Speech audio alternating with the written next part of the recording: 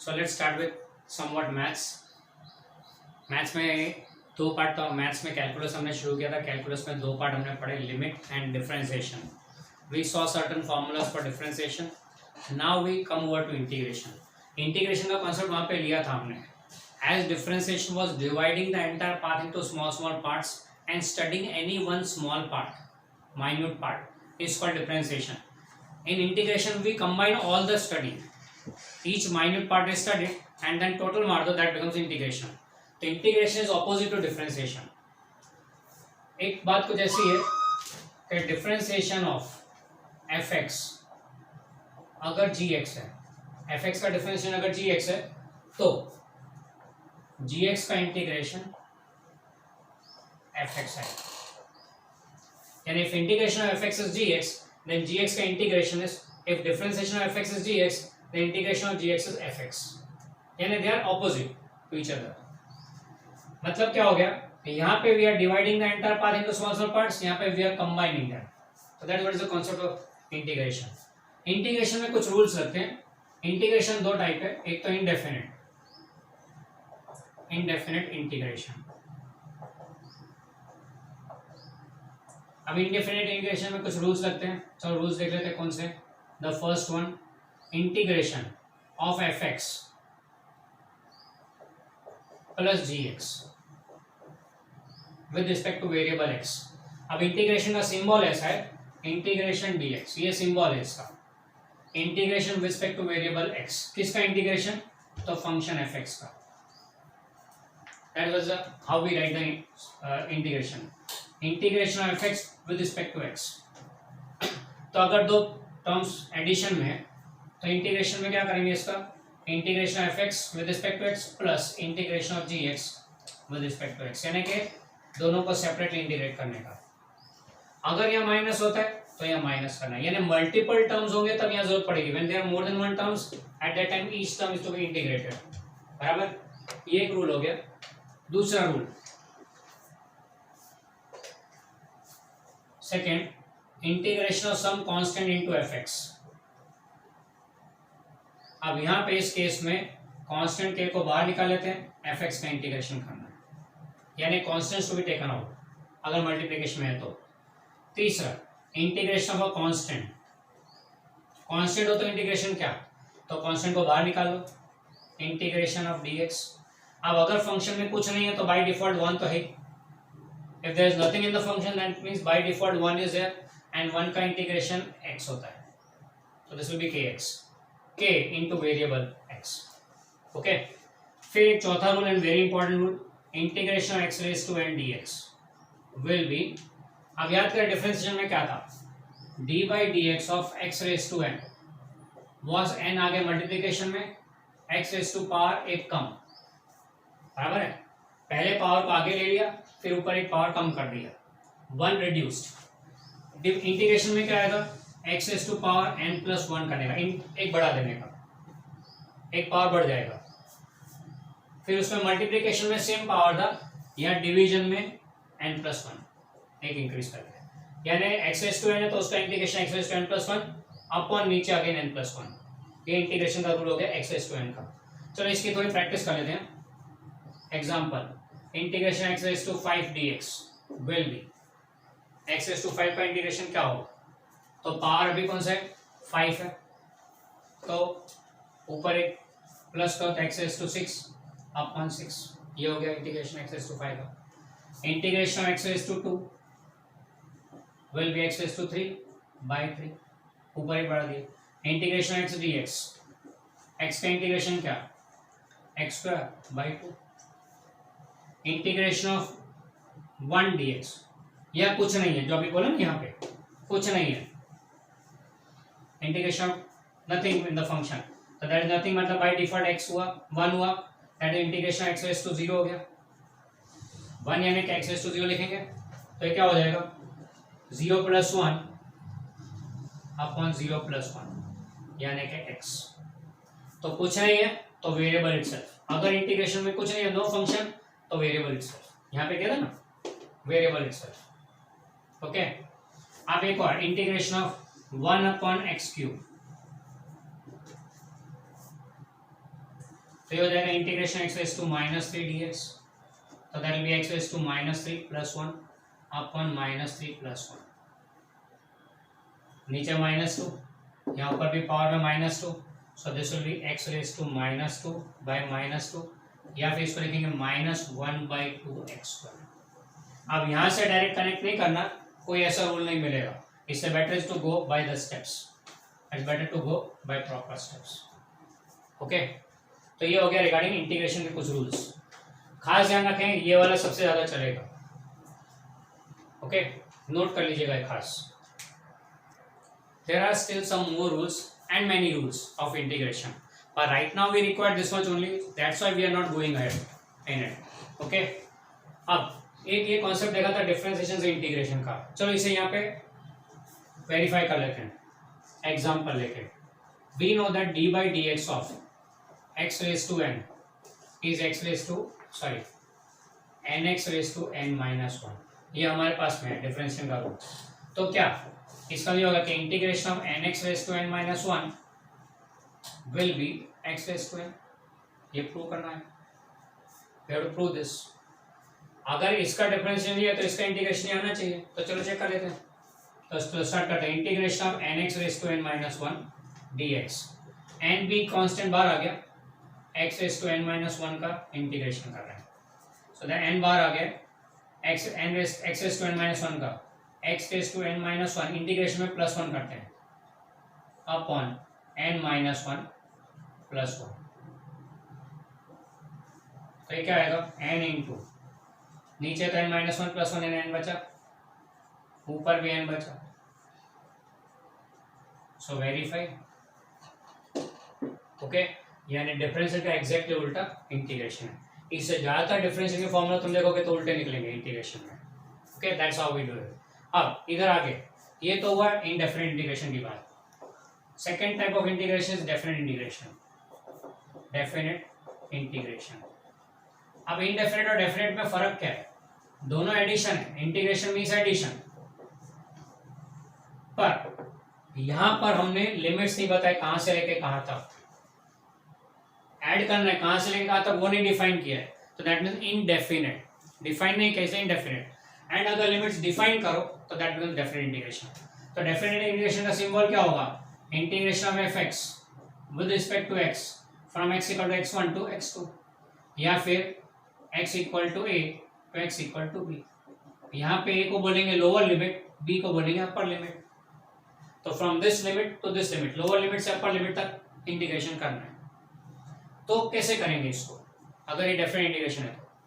Don't worry, मान लो f x का इंटीग्रेशन जी एक्स है, एफ एक्स का इंटीग्रेशन सपोज जी एक्स है, तो इसका इंटीग्रेशन हो गया। पहले तो इनडेफिनेट इंटीग्रेशन करें, इनडेफिनेट इंटीग्रेशन करें, फिर एक्स यहाँ लिख देने का x equal to x equal to b, ये बॉक्स वाले ब्रैकेट बनाने हैं, बराबर। ये बॉक्स वाले ब्रैकेट बना के नीचे एक्स इक्वल टू ऊपर x raise to b, f x का इंटीग्रेशन यहाँ ले लिया जी एक्स, बराबर है, इनडेफिनेट।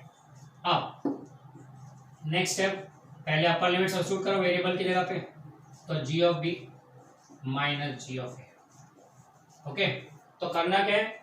इंडेफिनेट में पहले इंडेफिनेट इंटीग्रेशन करें, एंड साइड में भी लिखते हैं, फिर अपर लिमिट सब्स्टिट्यूट करो minus lower limit. Will do it when the time comes. अगले हम जो इलस्ट्रेशन 3.3 ले रहे हैं उसके अंदर इसको हम लोग अप्लाई करने वाले हैं। ओके, तो ये भी नोट कर देना, ये जो इंटीग्रेशन का पूरा मैटर है it is concern with maths, तो आपके मैथ्स की नोटबुक में ट्रांसफर होगा, ये भूलना नहीं, मैथ्स के रेफरेंस नोटबुक में ट्रांसफर होगा, and will continue with the next illustration.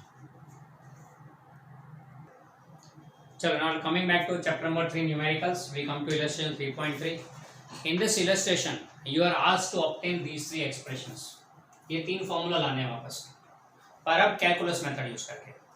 आगे हमने इनको ऑब्टेन किया था बाय सिंपल नॉर्मल जो mathematical algebraic method, now we go to calculus method, यानी इंटीग्रेशन डिफरेंशिएशन का यूज करके। चलो शुरू करते हैं। सबसे पहले स्टार्टिंग में द वेरी फर्स्ट इक्वेशन लाना है, तो उसके लिए वी नो दैट, हमें सब कुछ पहले से ही मालूम होता है, acceleration a is equal to dv by dt, so therefore we can write dv equal to a dt, dv equal to a dt, और dt को यहाँ भेज दिया। नाउ स्टेप में लिखेंगे integrating both sides, integrating both sides, तो integration DV is और integration A D T, बराबर है। अब यहाँ तो कोई फंक्शन है ही नहीं, याद आ गया ना, नो फंक्शन, तो वेरिएबल इटसेल्फ, यहाँ पे कांस्टेंट है, बाहर आ जाएगा, तो let us put it first, integration A D t. Now integration, तो यहाँ पे आएगा v एंड यहाँ पे a इंटू इंटीग्रेशन t, कहाँ से लेके कहाँ तक, तो टाइम t इक्वल टू 0 से t ले लेते, टाइम का इंटू टाइम का लिमिट देते t equal to 0 to t, तो टाइम t इक्वल टू 0 पे वेलोसिटी कितनी, corresponding velocity v0 and time t पे वेलोसिटी v बोले, ओके। तो limits for velocity from v0 to v and time के लिए 0 टू t, यानी हम v0 से v एंड ये लोअर लिमिट 0, अपर limit t।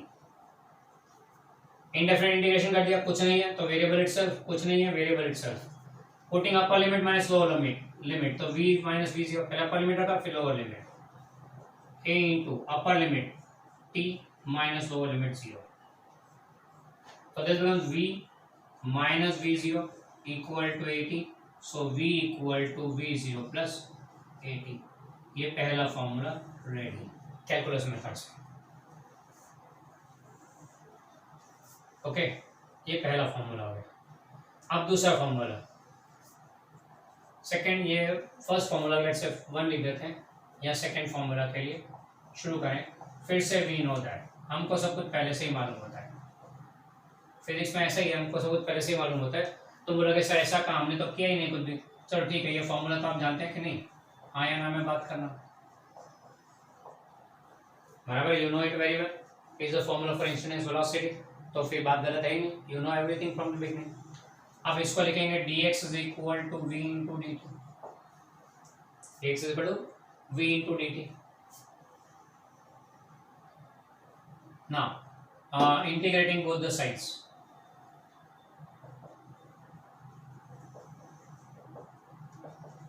Integrating both sides, तो यहाँ पे इंटीग्रेशन dx इज और इंटीग्रेशन v dt,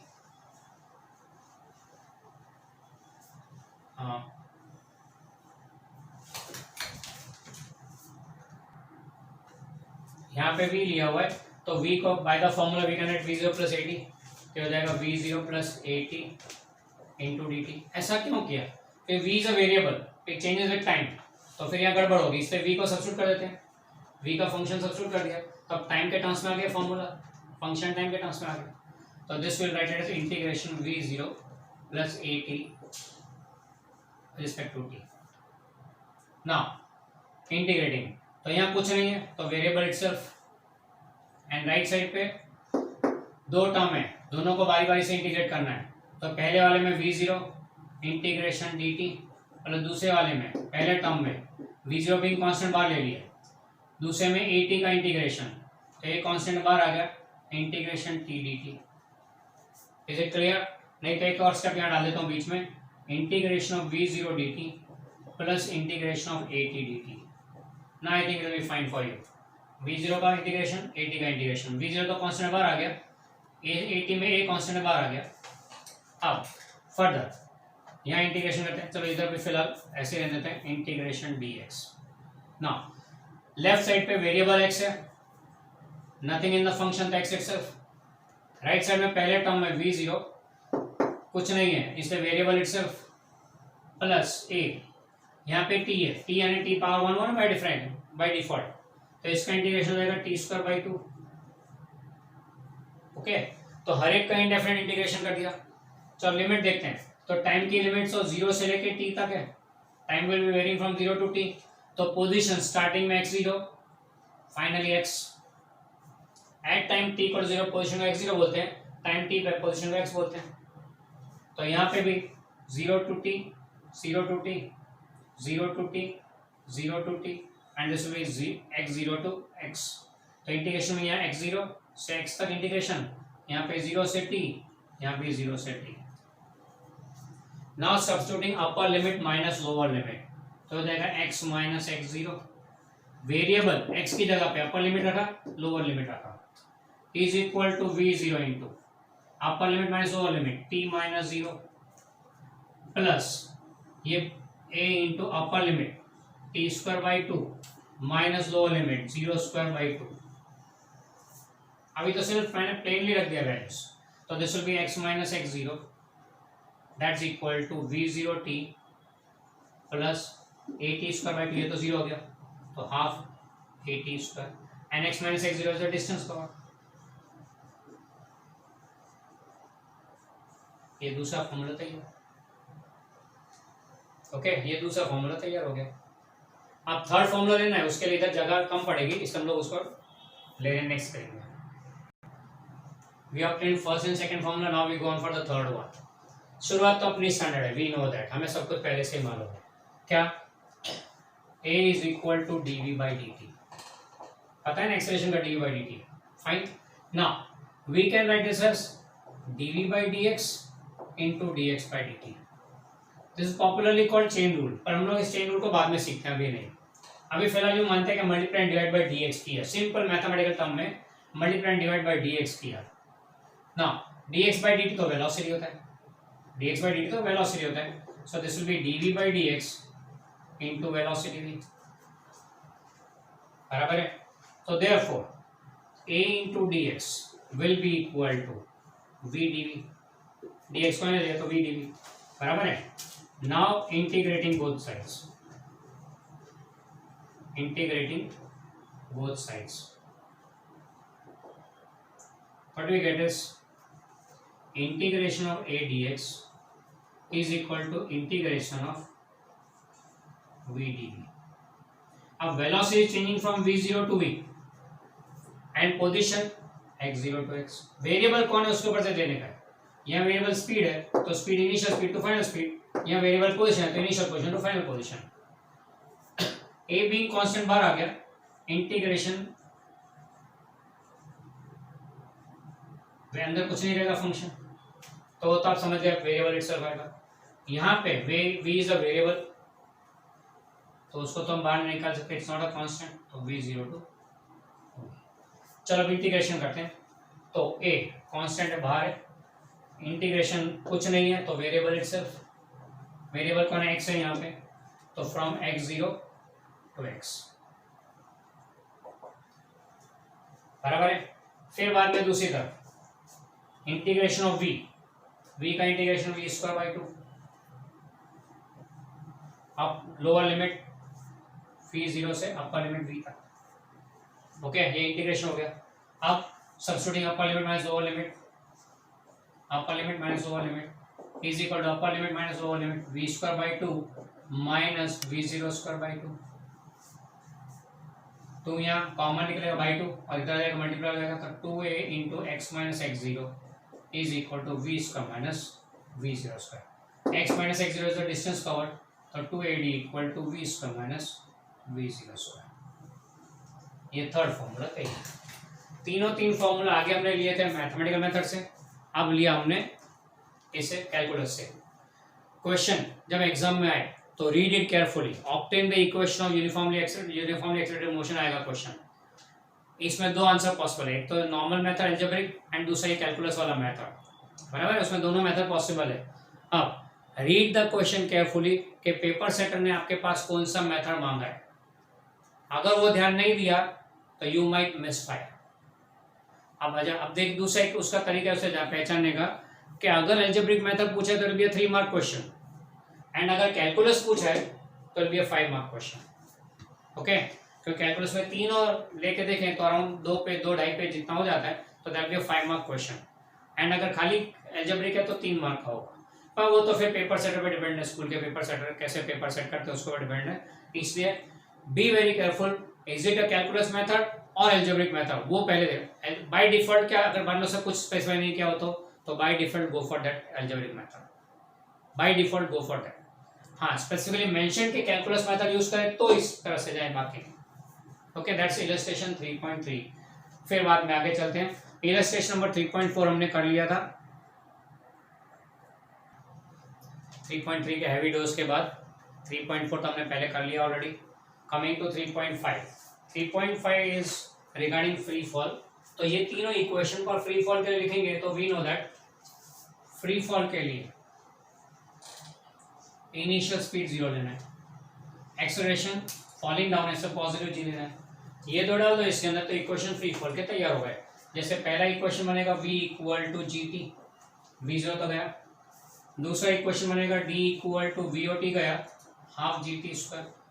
और तीसरा इक्वेशन बनेगा 2gd is equal to v square. ये तीन इक्वेशन बनेंगे regarding free fall. Free fall में बेसिकली v जीरो जीरो लेना है, एक्सप्रेशन को पॉजिटिव जी लेना है। That's illustration number 3.5। फिर चलते हैं 3.6 में। 3.6 हम लोग बाद में लेते हैं क्योंकि गैलीलियो का एक स्टडी है जिसके बेस पर से उन्होंने एक रिलेशन दिया हुआ है जो हम लोग बाद में देखेंगे क्योंकि हमें उसमें डिटेल में जाना पड़ेगा। फिर नेक्स्ट चलते हैं 3.7। 3.7 is regarding stopping distance. Stopping distance वही चीज है जो ब्रेकिंग डिस्टेंस बोला था। ब्रेकिंग डिस्टेंस और stopping distance both are same. After applying the brakes a moving vehicle, after applying the brakes the distance is covered before stopping. After applying brakes and before stopping जो distance cover करता है उसको breaking distance या फिर stopping distance बोलते हैं। उसका formula obtain किया हमने, वो ऑलरेडी डिस्कस कर लिया है। फिर आते हैं number 3.8। 3.8 is regarding reaction time. ये एक प्रैक्टिकल थिंग है which is not to be covered in theory. Theory में उसका कोई ज़्यादा मतलब नहीं है, कहानी जैसा है कि अगर यहाँ से ऑब्जेक्ट को छोड़ दे तो यहाँ छोड़ने के बाद यहाँ पकड़ना, रिएक्शन में इसको पकड़ने में कितना टाइम इंटरवल लगता है। आंख ने फिनोमेनन देखा एंड रिएक्ट किया, तो रिएक्शन टाइम के बारे में बातें की है। फिर चलते हम लोग आगे 3.9 की तरफ। Next lesson we deal with 3.9। The question says somewhat like this, two parallel rail tracks from north to south run from north to south. Train A moves north with a speed of 54 kilometre per hour, train B moves south with a speed of 90 kilometre per hour. Then what is the velocity of B with respect to A, velocity of ground with respect to B, and third part पूछा हुआ है। पहले हम लोग पहले दो देख लेते हैं। हमें दिया है दो parallel rail tracks moving from north to south, तो नॉर्थ साउथ डायरेक्शन में बता देते हैं। ओके, तो दो रेल ट्रैक्स है, एक एंड ये दूसरे ट्रैक। अब इसमें ट्रेन ए जा रही है नॉर्थ की तरफ। Train A is moving towards north. A moving towards north with a speed of 54 km per hour. यानी velocity of A is 54 km per hour due north. अब किलोमीटर पर आवर हमको जस्ता नहीं है, इसलिए हम लोग इसको मीटर पर सेकंड में कन्वर्ट कर देते हैं। सो किलोमीटर पर आवर से मीटर पर सेकंड कैसे कन्वर्ट होगा, तो 1 kilometre per our is equal to, जाना है मीटर पर सेकंड में, 1 kilometre to metre 1000 metre, kilometre से मीटर 1000, आवर टू सेकेंड 3600। बराबर, तो इसको सिंप्लीफाई करें तो दो जीरो कट हो गए एंड दिस विल बी 5/18। तो when you want to convert from kilometre to hour तो रिलेशन ये है इनका। तो अगर kilometre to hour to kilometre per hour से मीटर पर सेकंड में जाना हो तो इसे मल्टीप्लाई करें, और उल्टा जाना हो तो डिवाइड करें।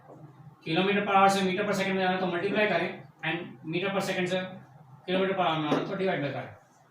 यहाँ पे हमें किलोमीटर पर आवर से मीटर पर सेकंड में जाना है तो 54 into 5/18 and this comes out to be 15 metre per second.